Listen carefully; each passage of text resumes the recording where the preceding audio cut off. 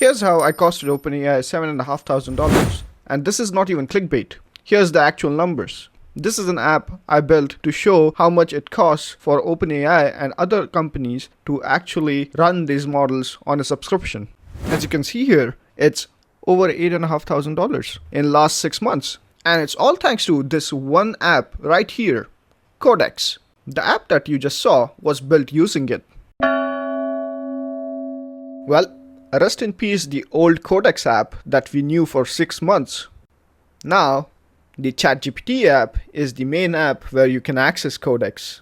Anyway, all of the existing functionality that Codex has or had is back here in ChatGPT app. The question is, can we still get the same amount of inference from the current subscriptions with the new app? And I'm gonna still call it Codex. But before jumping into that, we need to understand why Codex has redefined the way we think about agentic coding, and why every other AI company is trying to replicate the same UI for their own products. For that, we need to go back to the pre-Codex era. 6 months ago, you really had only 2 ways to do agentic coding. It's either you open an IDE and there is a chat app right next to it, or the other way was just opening multiple terminals to use your beloved CLIs like Claude Code, Codex, OpenCode, Gemini. Gemini? Who even uses that? Please stop using it. Where was I? Oh right, the terminals. So if you wanted to use multiple threads using those CLI tools like Claude Code, Codex or OpenCode, good luck having to spin up multiple terminal windows to keep track of your 10 different threads that you wanted. And as the models got smarter, the work just increased. That meant switching terminals all the time was not efficient and a genuine nightmare to manage. There was a need to improve on the user experience of running these kinds of workflows, and the folks at OpenAI were cooking. 6 months ago, they introduced Codex, their agentic solution for, well, coding. So naturally, I wanted to try it out. And to pay my dues to Mr. Altman, I had to open my wallet.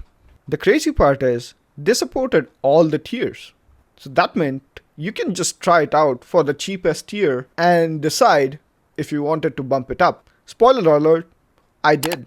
At launch, they had the best support for macOS, so I ended up putting the Codex build on my Mac. So this is how the app actually looks. On the left hand side, you can open any of your projects, run threads on them.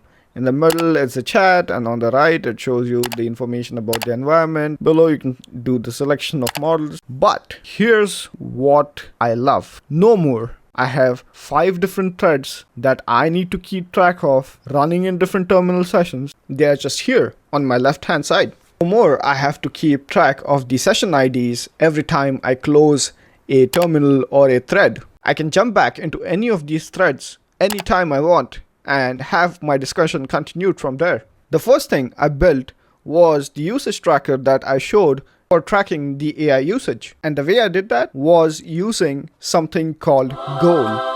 You see, Codex has the ability to set up goals that the AI agent will keep working on until it is achieved. And the way to do that is by simply typing /goal and the task that you want Codex to achieve. The longest task I gave Codex took 16 hours and 9 minutes in total, and that was the app that I showed earlier. The crazy part is that in order to do that, it had to test the actual builds as well. And here's where Codex shines. Codex has this ability to use computer called computer use. It can perform things like controlling your windows, controlling your mouse, controlling your keyboard, controlling your apps all together. And it can even spin up emulators for your iPhone or your Android device to test your code. Not to mention, it can easily do browser automation too. So building that app was actually really hands-off. All I did was work with Codex in plan mode and came up with a concrete plan to build this app. But that's not it. It can spawn multiple sub-agents. It can spawn other Codex threads. So that means a lot more work can be done in parallel. Codex also had a superior worktree implementation, allowing you to spin up work trees for your existing apps and do experimentation on them. And all of this just made me build more and more things. I even set up automation jobs. That's an ability that Codex allows you to do. You can set up scheduled jobs, more like cron jobs, that trigger certain prompts at a set time. I set that up to take a look at my GitHub projects every night and check on any outstanding PRs that other agents might have written. And another job that just does feature and functionality suggestion for me on my projects. Codex supports MCP plugins, skills, you name it, it's present. You can even programmatically call OpenAI's ImageGen 2.0 to create images directly from your project. I had so much fun using the Codex app that I ended up spending billions in tokens. And I'm not even lying. Take a look at this.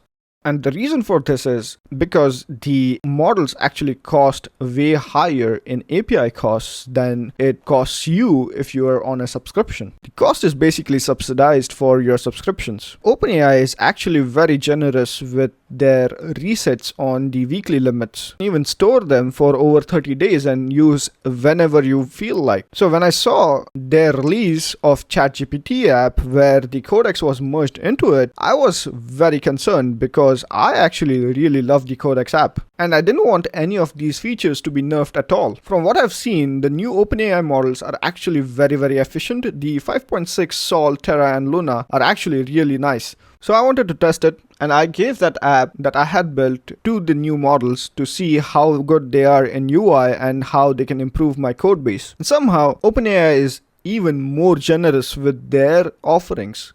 I was able to spend a lot of tokens within a span of few days and I still have not hit the rate limits on any of my weekly sessions. It's crazy how good these are. Well, they did do few resets, but still, I was able to get so much usage out of the subscription I had. Costed over $2,000 in a week after launch. So yes, the subsidization era still lives on and you can still get a lot of inference for your subscription. Let me know if you have used Codex app and how you feel about this new direction that OpenAI is taking the app to.